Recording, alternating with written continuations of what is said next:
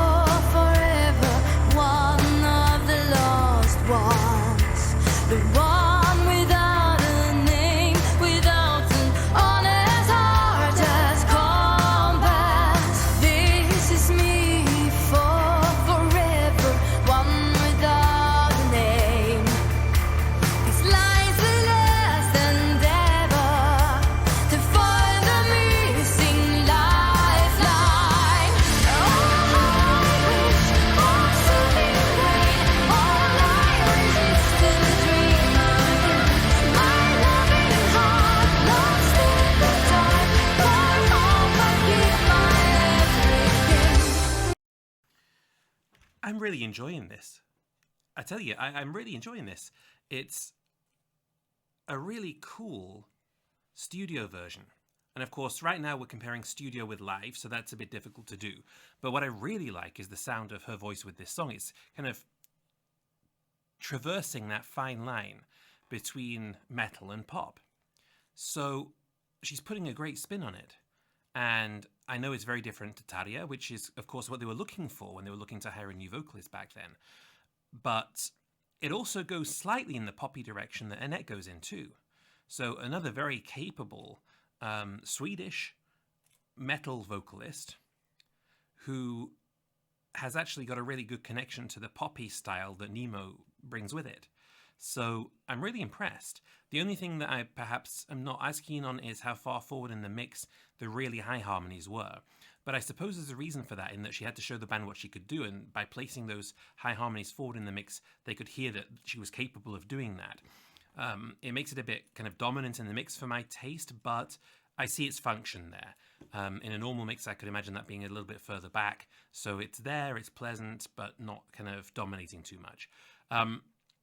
That said, though, the harmonies in general were really good. And on top of that, I really like the tone of her voice and the fact that at the end of her notes, she puts a little bit of healthy vibrato on and then cuts it.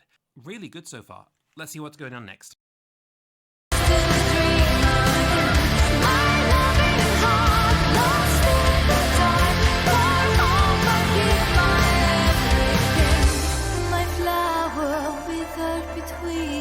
pages 2 and 3. The once and forever blue, gone with my sea. Walk the dark path, sleep with angels, call the path for help. Touch me with your love and reveal to me my journey. All I wish for to be free. All I wish is to dream again. My loving heart lost in the dark. All my feet, my everything.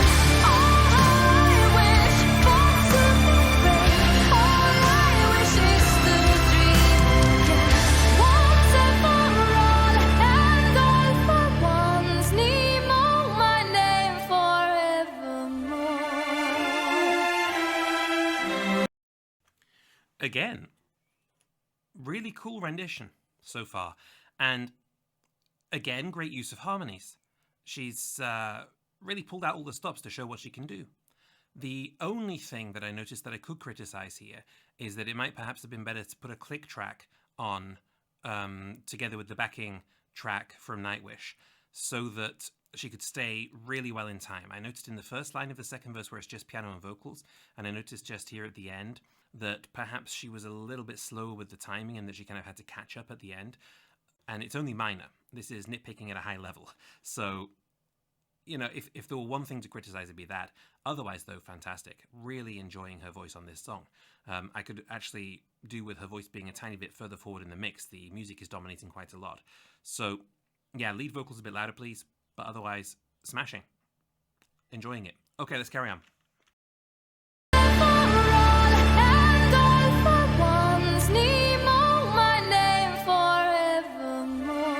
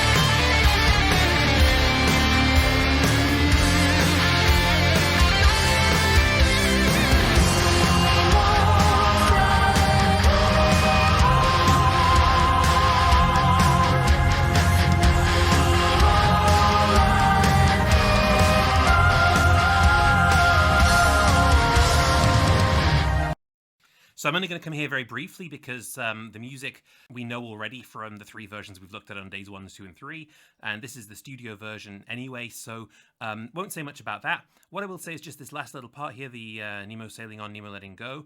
This is the first time that I think a vocalist sang that note at the end, the Nemo letting go, on the higher octave.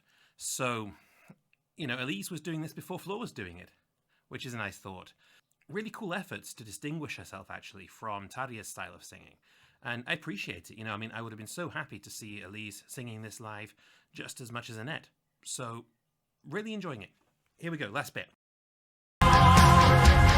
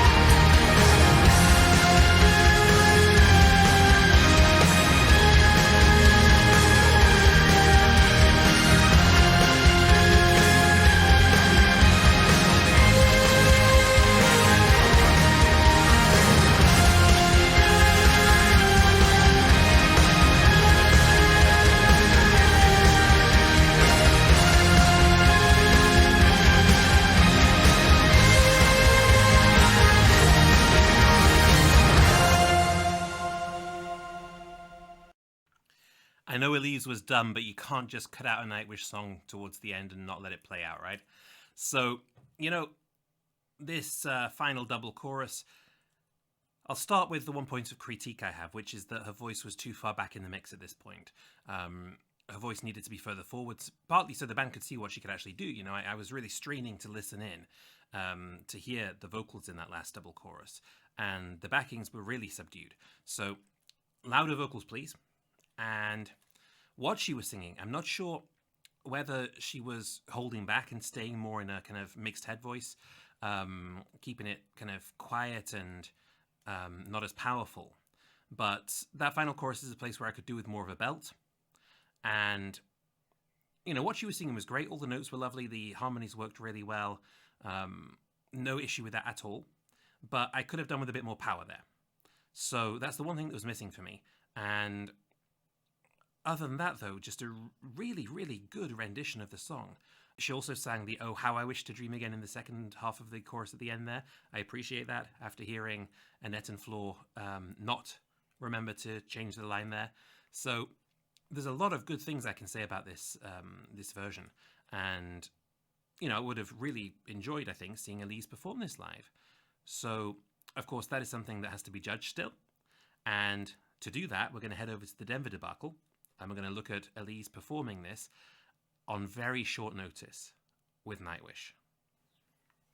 Okay, so we don't have the introduction in this version of the song. It's fan cam footage, so it kicks straight in the first verse. Here we go.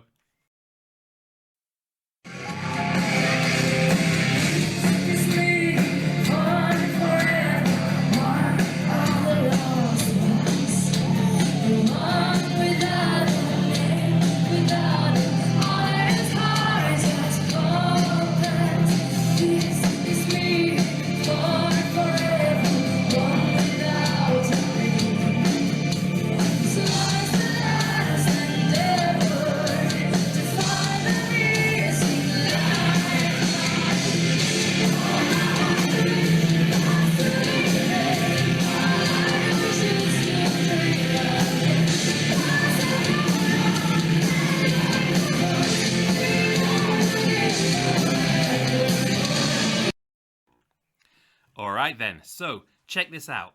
Just 10 minutes before Nightwish are due to go on stage, Nightwish approach Elise and Alyssa from Arch Enemy, both of whom were kind of touring in support of Camelot. They were kind of joining them as co-vocalists and backing vocalists at times, and so they just happened to be there. And Nightwish came up and said, hey, Annette's had to go to hospital urgently.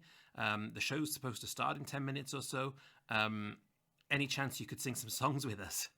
And they agreed. And what a trooper Elise was, because she sang most of the songs with them that evening. She knows this one better. She's just going for it. And yes, she's standing fairly still, concentrating on the vocals and on the lyrics. But of course, that's totally legitimate in this situation. She's been thrown right in the deep end, and she sounds great. So, you know, there's tiny little things in there like having swapped the lyrics around in the chorus, but who cares, you know? She has just jumped out there spontaneously to give this audience a show. And you know they appreciate it. You'll hear them and how much they appreciate that they've kind of gone ahead with the show and put Elise on stage. You know, they put it to a vote actually with the audience beforehand. You know, shall we cancel the whole thing and give you your money back, or shall we try and see it through and get Elise and Alyssa to help us out with vocals? And that's what they voted for. And the audience is so warm and so receptive of them being on the stage and singing these songs. So what a fantastic job by Elise. Already just so impressed with how she's pulling this off. By the way, big thumbs up from Empu in the middle of the first verse. I noticed that as well when he wasn't playing. He was stood there like that to Thomas. So it seems they're glad that they kind of went ahead with it. All right, let's carry on.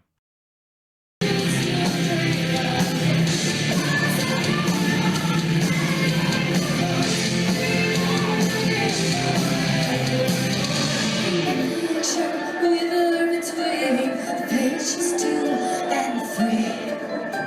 The ones there forever blue. The dark that sleep we day just all the past forever. Touch me with your love, and remain to me like true.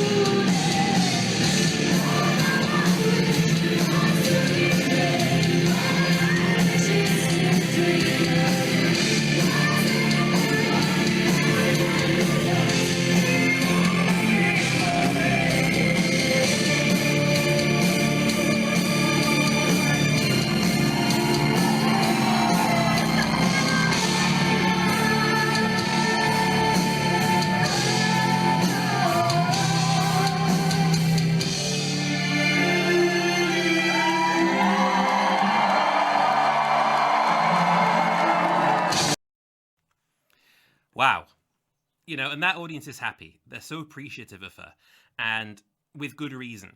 You know, that second verse and chorus also sounded fantastic. It sounded like she was the vocalist of Nightwish on that night, and she was, pretty much. You wouldn't know from hearing that she just stepped in to sing. She's a real professional, and I really appreciate that in her. She's fearless, just jumps out there, goes for it, and just, yeah, I would totally, like, if this ever happened again, and I got tickets to a concert for Nightwish, and let's say Floor got ill and Elise was there and she just jumped on stage, and I would totally trust her. I would totally trust her to pull off that set like she did here, and I'd have no question marks at all. I would vote just the same way that audience did. Just massive respect. Okay, let's see what else happens.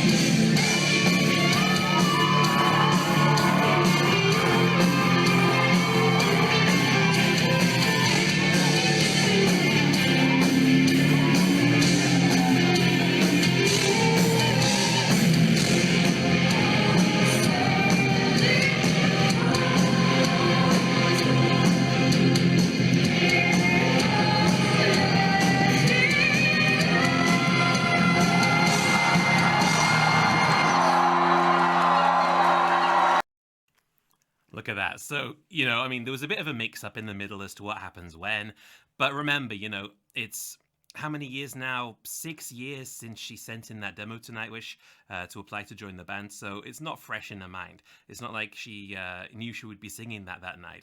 So she's just really jumping in at the deep end, like I've said before, doing her absolute best. And this is in the middle of a set list with other songs around it, with her own set list before that, with Camelot. So, you know, check this out. In the circumstances that she was in, it's astonishing. And then she pushes out that note at the end of the Nemo Letting Go, which we heard in the recording, and she's pushing it a bit more here in the live setting, which is great.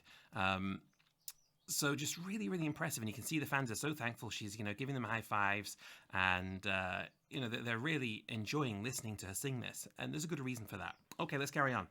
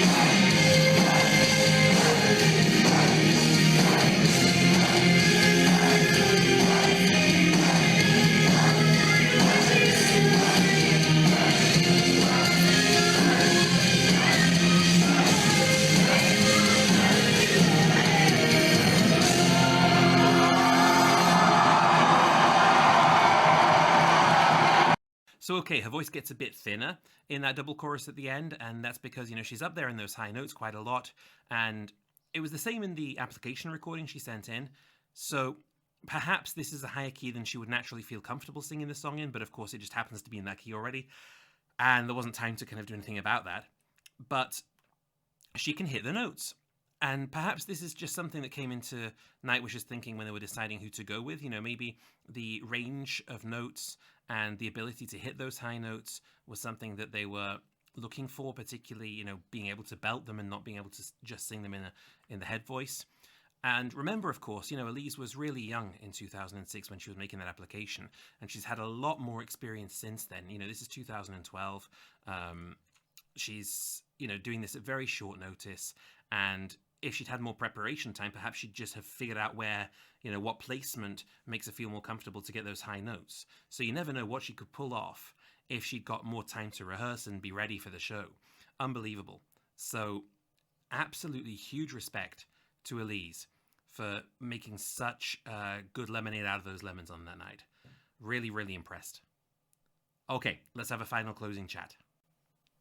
Okay, so at the risk of repeating myself, I am just so impressed with Elise. # impressed with Elise.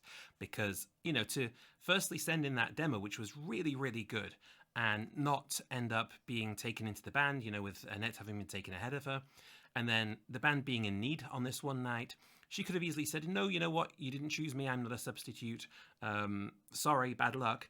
But no, she was an absolute professional, complete trooper, went in, showed everybody what she can do. It got put on film. So much respect in that building for her, and so much respect in the general public, in Nightwish fandom for how she did that. And now she's doing so well with Amaranth as well, whose music I really have yet to check out. I haven't seen much of their stuff. So that might be a future reaction for me, because I really do appreciate how good Elise is, and she was great with Camelot as a backing vocalist. She was fantastic as a frontwoman of Nightwish for one evening. So I'm excited to see more of what she can do. And actually, I'm considering doing a Twitch stream of the whole of the Denver debacle. Can't do that on YouTube, but on Twitch I could do that for one evening, but it would depend on you being there live. So is it worth you following me on Twitch and us setting up a live stream of the Denver debacle to talk about how all that goes and watch Elise in action some more? If you're in for that, then follow me on Twitch. The channel is Andy Jones Official, just like it is here. And then if there's enough subscribers and enough interest, that will happen sometime soon. Okay, in the meantime, thank you again for watching, and I look forward to the next time. Take care. Bye-bye.